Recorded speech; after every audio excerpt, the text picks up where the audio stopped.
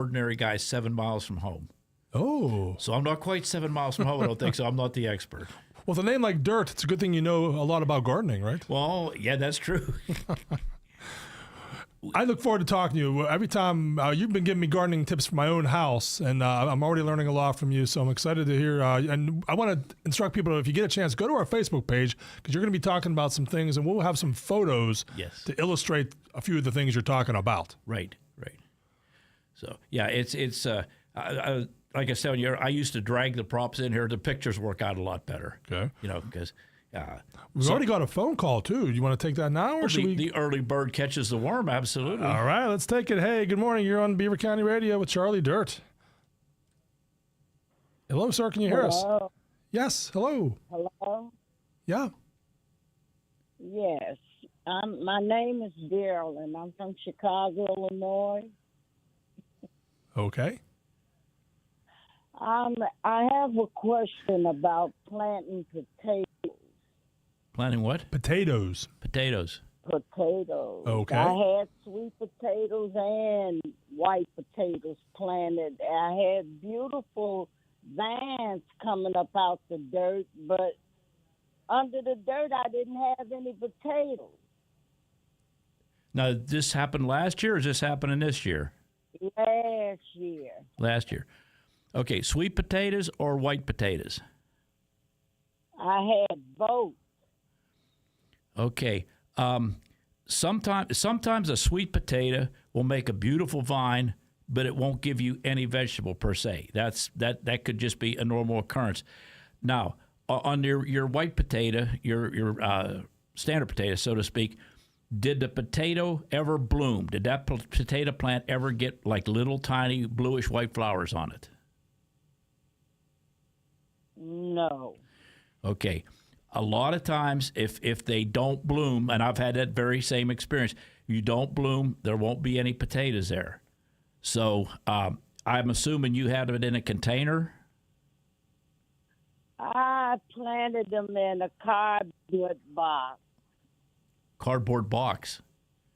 Yes. Okay. Well, there's no reason that shouldn't work.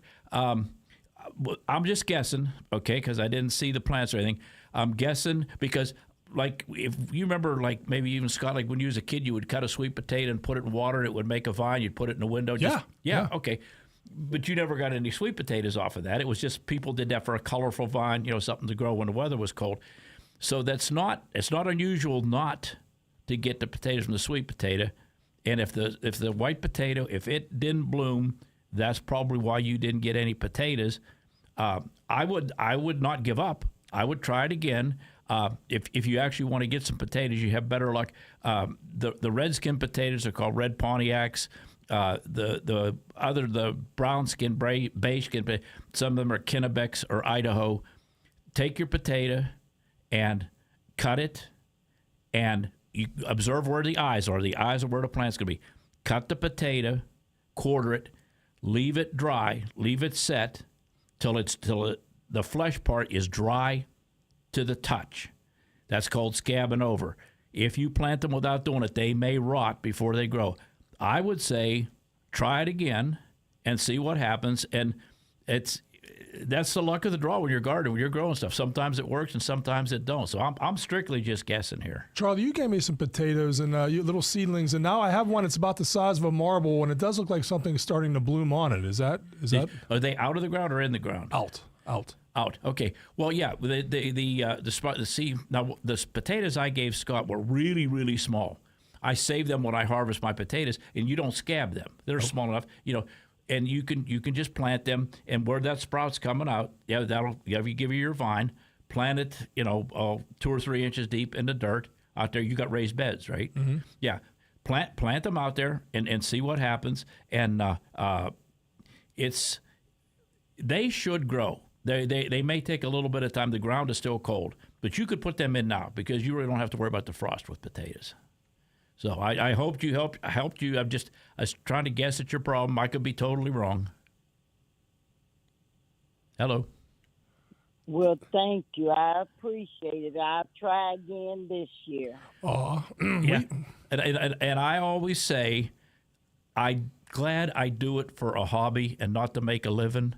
I would lose my mind if I was dependent on, growing my vegetables to fill my gas tank. Well, thank you for listening. Chicago, huh? Chicago. Thank you. Love that. All right, you take care. You do as well. Oh, that was nice. Yeah, that was a surprise. Yeah, from Chicago. And we have another call, but you wanted to talk about a few things first. So maybe we'll go get... ahead, okay, take let's the take the call. other call. Hey, good morning. You were on the Beaver County Radio Morning Show talking gardening with Charlie Dirt. Yeah, I'm calling to the garden jargon. You got the right guy. Yeah. Hey, Charles, I'm calling because last year we planted corn and it didn't do too good. And I'm not sure because we had it against the house or should we head it out in the middle of the field where it get full sun all day? Because I think we didn't get enough sun. It didn't grow to full maturity. Well, yeah, you got it right. I think you guessed right. You probably didn't have enough sun because if it was up against the house, I'm just guessing you're only going to have sun half of the day, and the sun that you're going to get is going to be afternoon sun. All day sun is the best. Corn needs a lot of sun.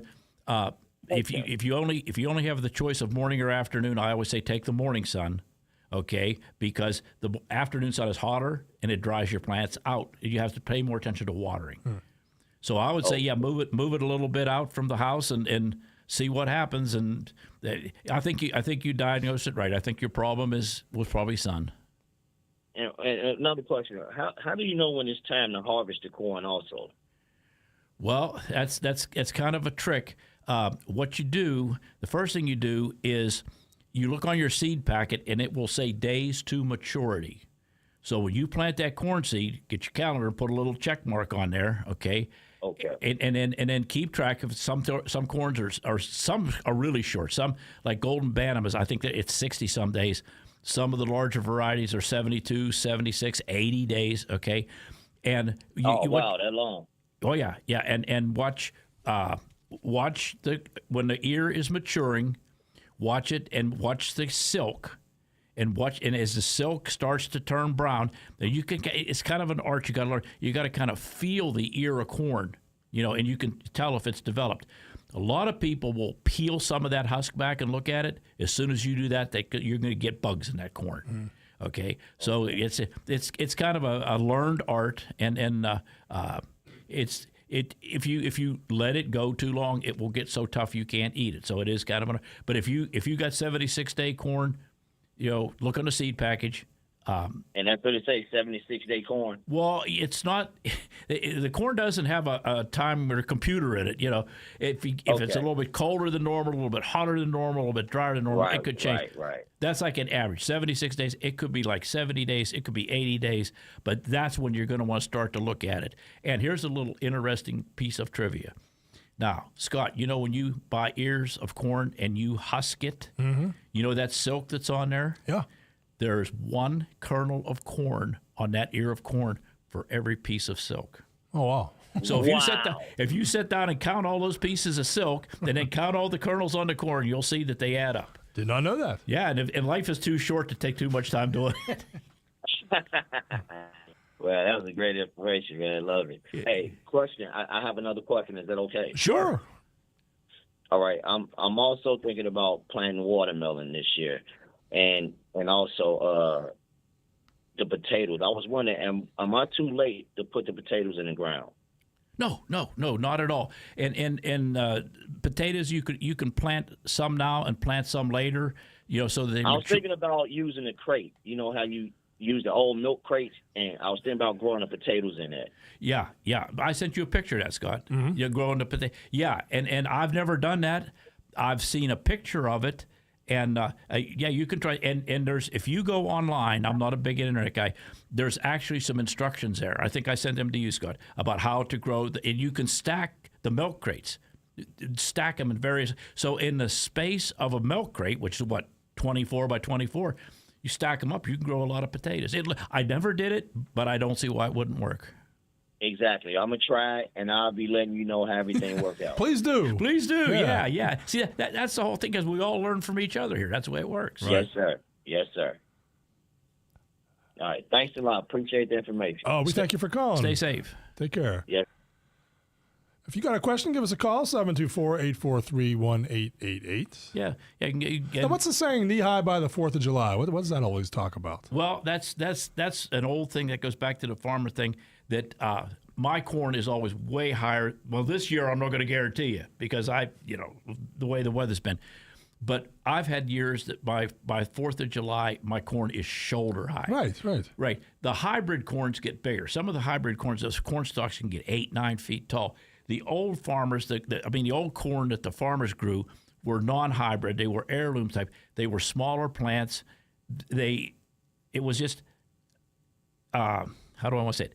It was kind of a folksy saying that had some truth to it. But in the old days, yeah, if your corn was knee high by the 4th of July, you were right on schedule. So that's what that's talking about. Okay. All right, we got any more calls? Not at the moment. Yeah, we got another call. You were on the radio with Charlie Dirt talking garden jargon.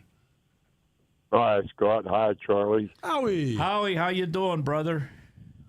I'm doing good. How's things at Vanport? Oh, they're great. A little chilly this morning. Yeah.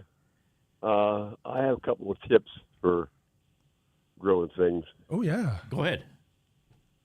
Around your corn and around your tomato plants, take 4 of the kitchen matches, the long stem matches, of course unburnt, and put 4 of them around and shove them down in the dirt around the plants.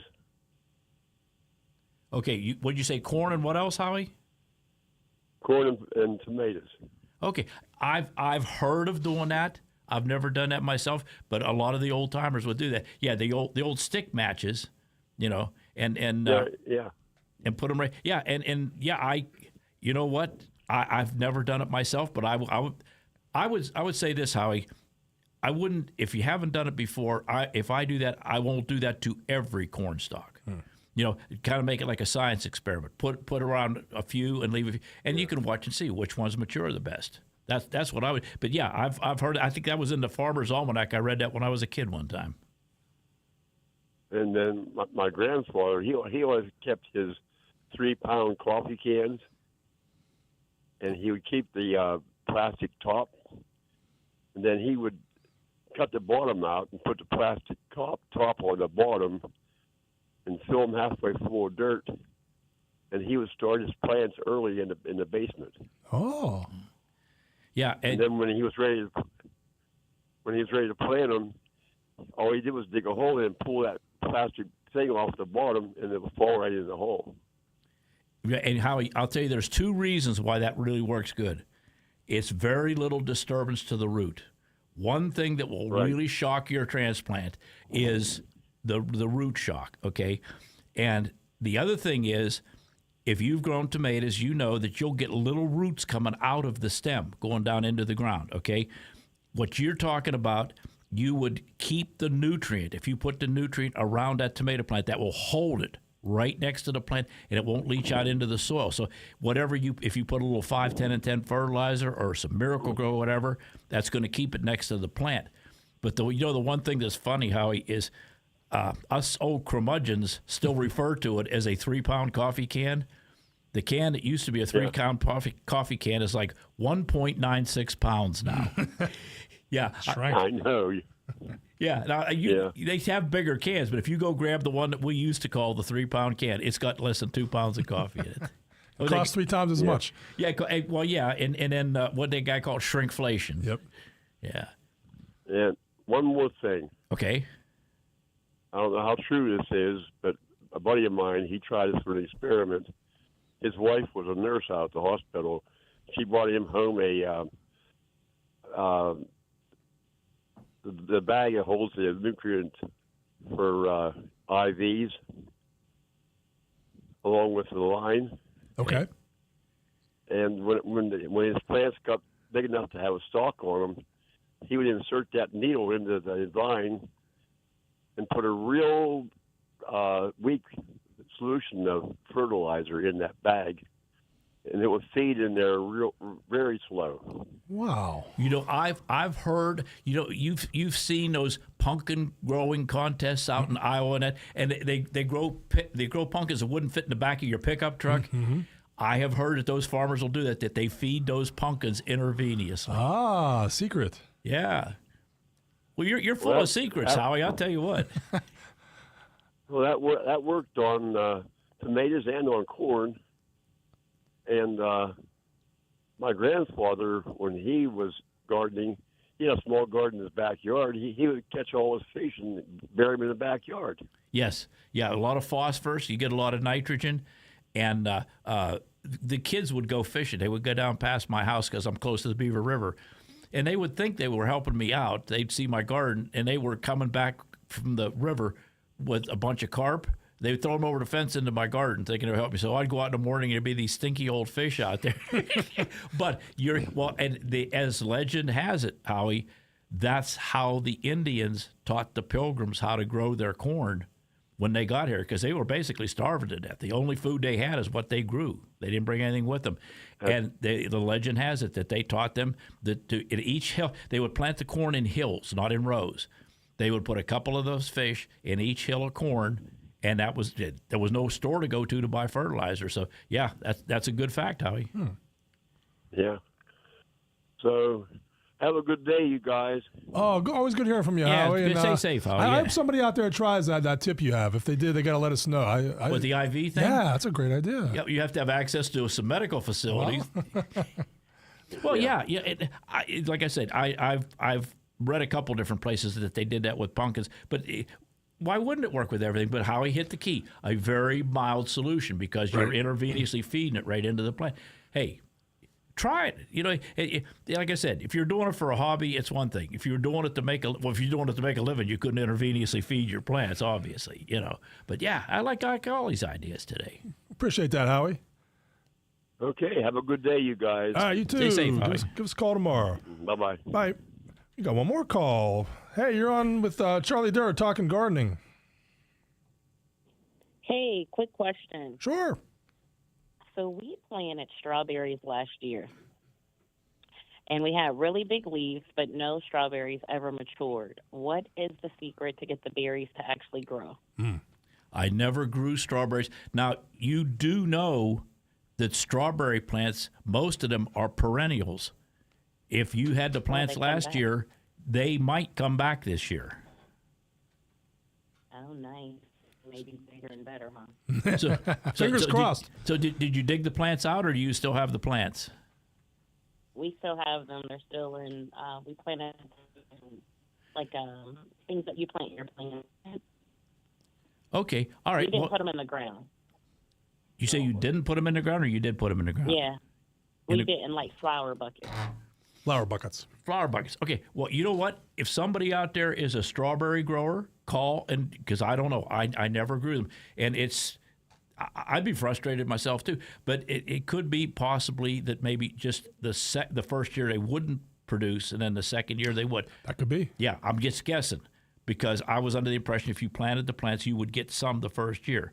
But a lot of people don't realize that it's a perennial. Strawberries are perennial. Most of them are. Oregano is a perennial. Chives? Chives, yes. Asparagus for sure. I have an asparagus bed that's almost 40 years old. I'm picking asparagus out of, so yeah. Well, good luck with those strawberries. One last question. Sure. Go ahead.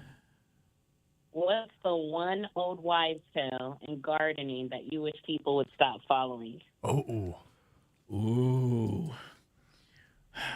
Well, Great question. yeah. There's a little bit of truth in most of those old wives' tales, okay? This is a new wives' tale that I hope people don't follow, all right? There's information out there on the internet to put sugar around your tomato plants that allegedly that will make your tomatoes sweeter. A tomato plant cannot metabolize sugar. But somebody put it out there on the internet. So what do you call it? A new wives' tale, okay? All you're going to get if you put sugar around your tomato plants are ants. Ooh. Don't want that. Yeah. But you kind of stumped me there with the old wives' tale, because I live by some of them. That was Scott just have knee high by the 4th of July. There you go. Yeah. Great questions. Love it. All right. I appreciate it. Thank you. We appreciate Thank you for calling. Yeah. We'll have Noah in 2 minutes with news. Stay tight. If not, what are you waiting for? Visit Hank's Frozen Custard and Mexican Food next to the YMCA today. From their famous assortment of frozen custard to tacos, burritos, taco salads, and more, Hank's Frozen Custard and Mexican is the place to go. Want to skip the line? Order on their website at gotohanks.com. Also on their website, sign up for rewards and score yourself some deals at Hank's. So what are you waiting for? Visit Hank's Frozen Custard and Mexican Food today. Hank's Frozen Custard and Mexican, a Beaver County staple since 1952. Get ready, Pittsburgh. The Pittsburgh Pirates take on their Keystone State rivals, the Philadelphia Phillies, Saturday, May 16th at 4:05 p.m. Make sure to head down to the North Shore early for a pregame block party on Federal Street, presented by Mike's Beer Bar. You don't want to miss this classic Saturday matchup between the Pittsburgh Pirates and the Philadelphia Phillies at PNC Park. Get your tickets and learn more at pirates.com.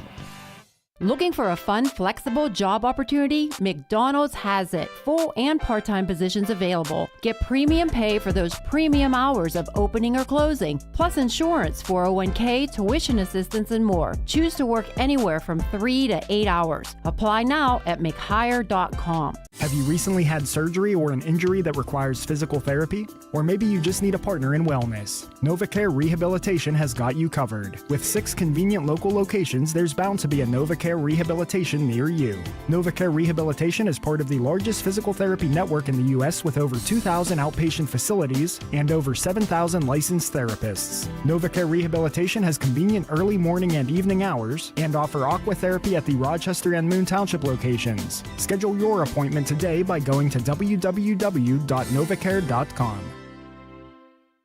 Are you frustrated by high copays for your generic drugs? Stop overpaying and start saving. Discover Forward RX, your local cost-plus pharmacy in New Brighton. At Forward RX, we believe in transparency and affordability. No insurance middlemen, no inflated prices, just the true cost of your medication plus a simple fixed markup. Join the Forward RX family today and experience the difference. Check out our medication prices online at fwdrx.com or give us a call for a price quote. Forward RX. Come for the savings and stay for the service. Beaver County Radio's news source. 99.3 FM, 1230 WBVP, and beavercountyradio.com. Here's Noah Haswell. Good morning. On this Tuesday, May 12th of 2026, we will have a complete Beaver County radio weather forecast after we take this look at news.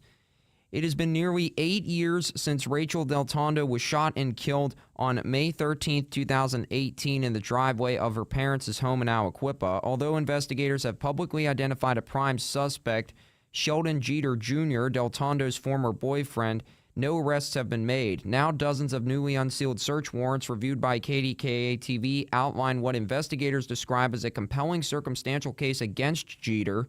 Prosecutors, however, have continued to maintain that the evidence is insufficient to file charges.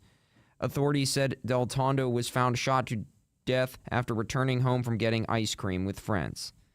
PennDOT District 11 announced that Route 65 ramp inspection activities in the city of Pittsburgh will occur Tuesday through Friday, May 12th through the 15th, weather permitting. The following ramps will close to traffic from 9 a.m. to 3 p.m. each day to allow inspection activities being conducted by crews from HDR Incorporated and the Sophis Rigging Company.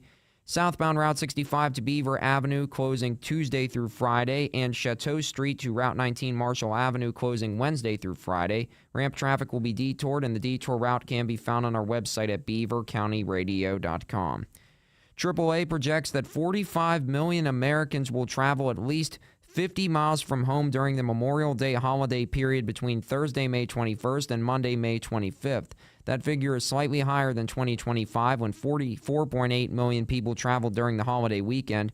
AAA said the 2026 forecast would set a new Memorial Day travel record, with an estimated 39.1 million people expected to drive and another 3.66 million expected to fly. Although gas prices are higher than they were during last year's Memorial Day weekend, average airline ticket prices are lower, according to AAA.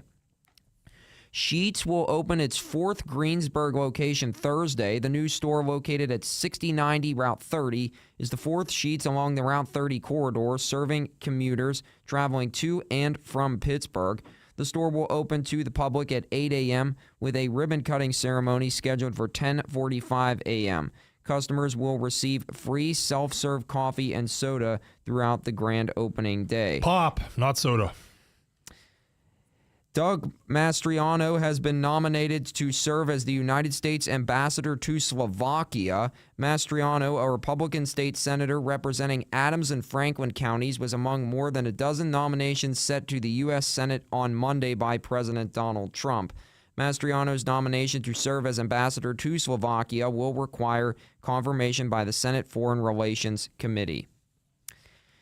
And Bovada analyzed game day costs at all 30 Major League Baseball stadiums, factoring in average minimum ticket prices, parking, beer, and hot dog costs. According to the analysis, PNC Park ranked 9th among MLB stadiums with an average total game day cost of $100.10.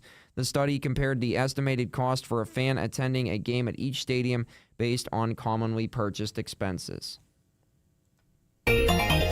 Here's the Beaver County forecast. Today, we'll see increasing clouds, followed by a chance of showers overnight. We'll reach highs of 71 and drop down to lows of 55. And tomorrow, look for gusty winds with a chance of rain and possible thunderstorms. Expect highs near 67 and lows in the mid-40s. I'm Lisa Marie with your Beaver County weather.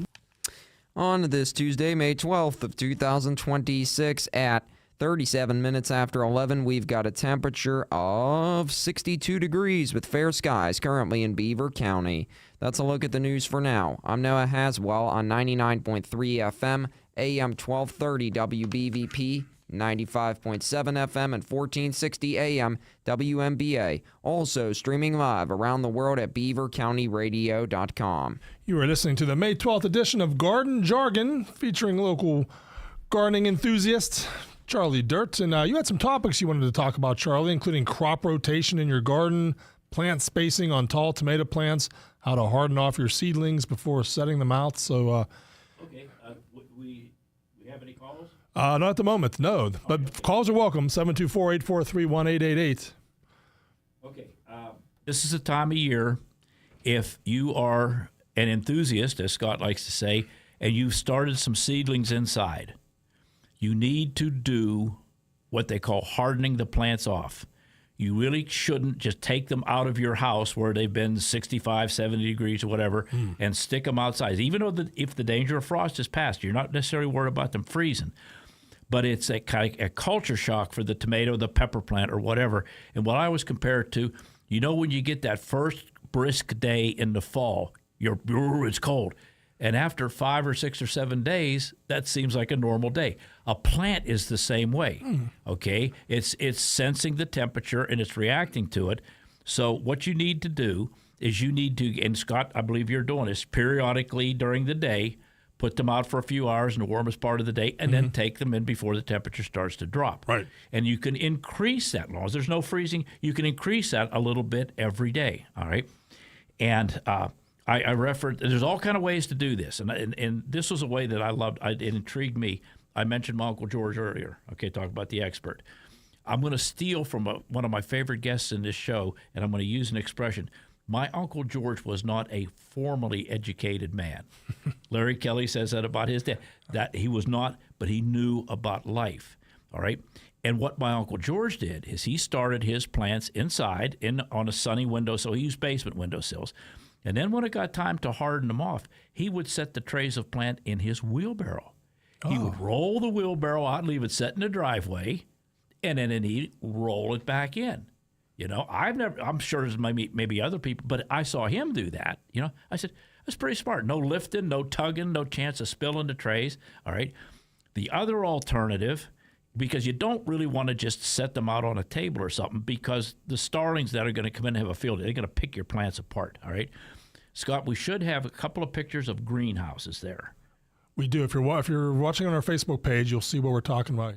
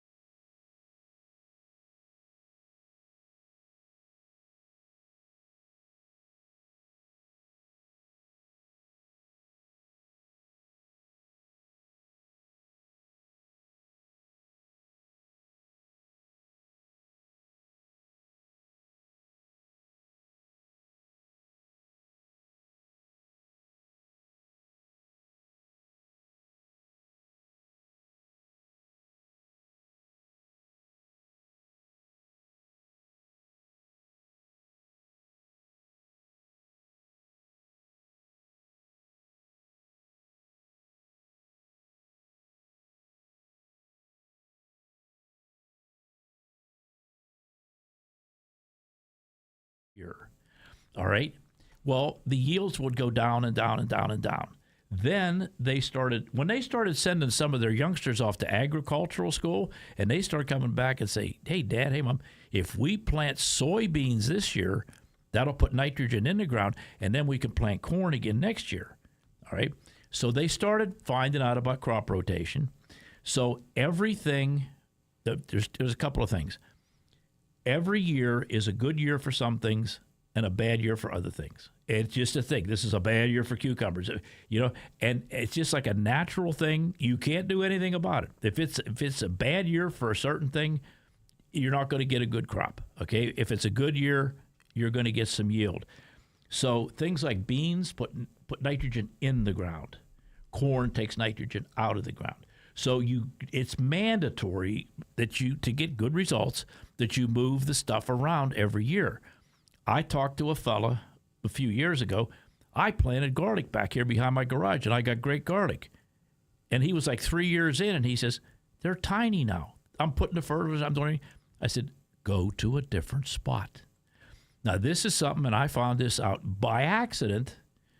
If I plant my garlic in the fall and I harvest it in July, which is what you do, if I plant corn where that garlic was, the corn does great. The next year, if I plant the garlic where the corn was, the garlic. So that's my natural rotation that I just hit upon, okay? But there's information out there. The main thing is move it around, because everything puts something in, everything takes something out. So the sad thing out in the Midwest where they grow a lot of corn. Got a call? All right. Pick it up. Take another phone call. Hey, you're on with Charlie Dirt talking gardening. Hey, good morning, Scott. Hey, Tom.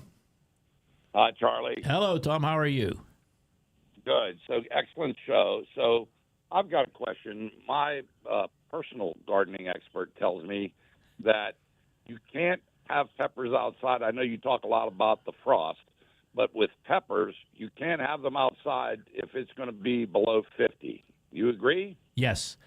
And that's why I say don't get in a hurry. Now, if you have one of them cold frame greenhouse kind of thing, you could probably get away if it's below 50 because you have it closed up at night and it's like a car with the windows rolled up, right?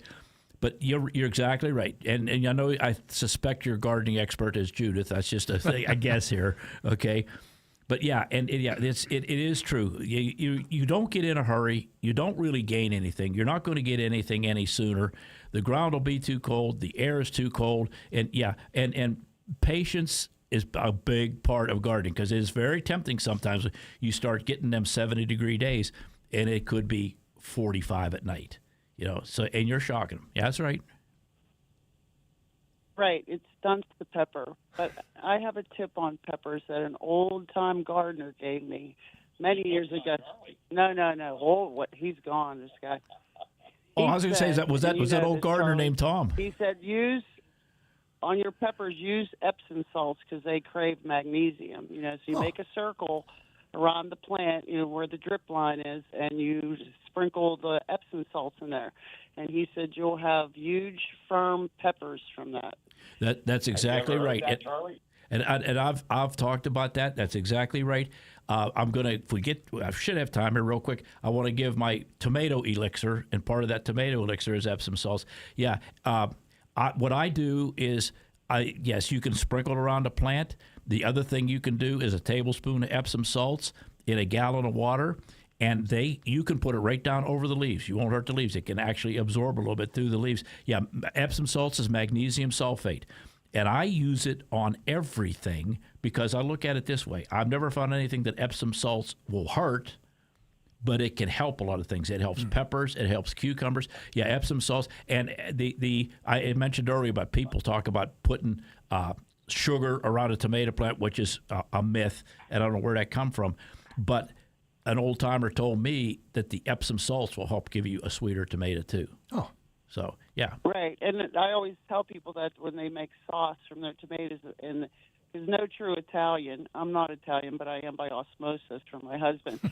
That a tomato has 1 teaspoon of sugar in it. if it's ripened on the vine. Yes. So don't pick your tomatoes early. Pick them when they're ripe and make your sauce and never add sugar. That's another good tip. That's exactly right. And the metabolism of the tomato plant is what puts the sweetness, what puts the sugar in there. And that's why grocery store tomatoes are so terrible. They pick those things green and actually ripen them with a gas artificially. And I've talked about this on the show before. I saw a show where they went down in Florida and they were picking these green tomatoes to take them to ripen them. They were falling out of the truck and they were so hard they didn't even break when they hit the road. And the guy asked the farmer, he said, why don't you leave them on the plant and get them sweeter? He said, son, I'm interested in weight, not flavor. I sell them by the pound.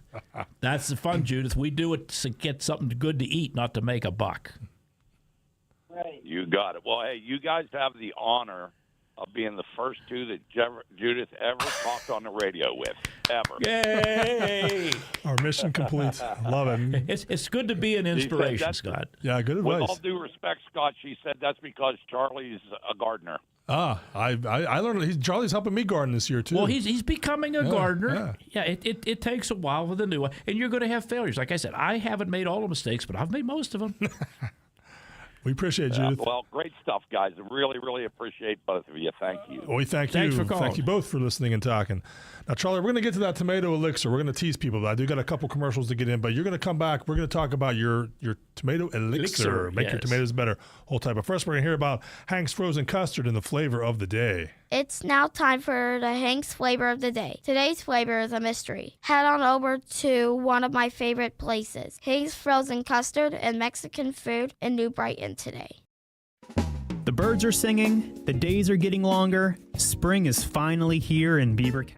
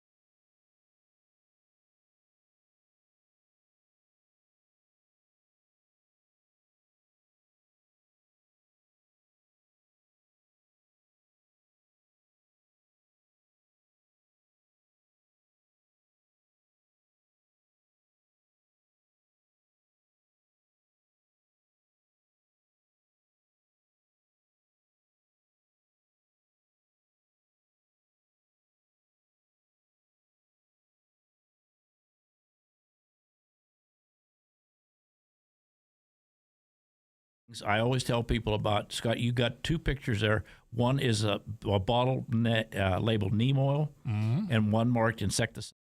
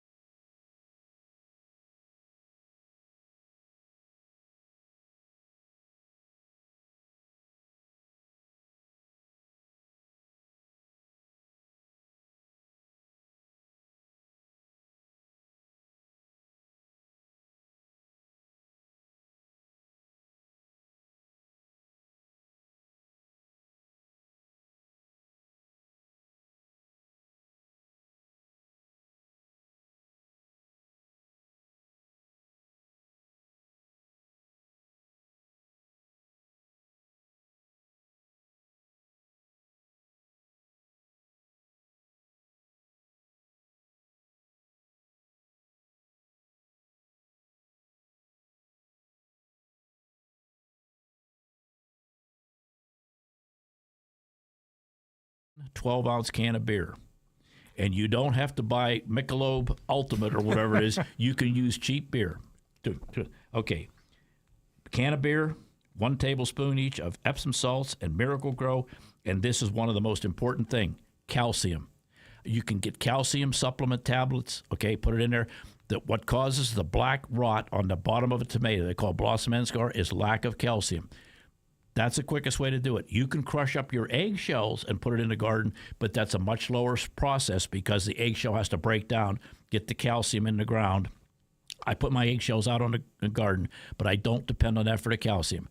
You want a can of beer, tablespoon each of Epsom salts, Miracle Grow, Epsom salts, and some calcium supplement, make 1,000 milligrams, and put that around the roots of your tomatoes, like Judah said, out around the drip line. Don't put that over the leaves, okay? And put it around there, put it on a couple times a year. And if you have a couple extra cans of beer after you get done with the tomatoes, you can use that for a different elixir. There's a stewed tomatoes joke in there somewhere. Yeah, somewhere. An old wives' tale, Scott. Charlie, we got 1 minute left. Anyone out there, if you heard something he said, I wish I would have heard that again, just go to our Facebook page. It'll be there, the entire interview right there for you to catch up. Man, we're learning a lot from you, Charlie. Well, I come by my knowledge. It's a college of hard knocks, and I enjoy doing this and I enjoy when the people call, right? And they give me information. They give the listeners. That's what this show is. That's what it's about. It's an open forum. Yes. Okay. Well, we look forward to having you back next month to learn more about garden jargon. Frank said he was going to lock the door after I leave this time. I got the key. Don't worry. We'll do it. Hey. All right. Well, thank you very much. And all you, the phone calls as well. And give us a call back next month. Let us know if you're starting to see those strawberries growing or if you took thing about the strawberries, that interests me. Right. So, all right. Well, we appreciate you listening. Here comes National News. You're listening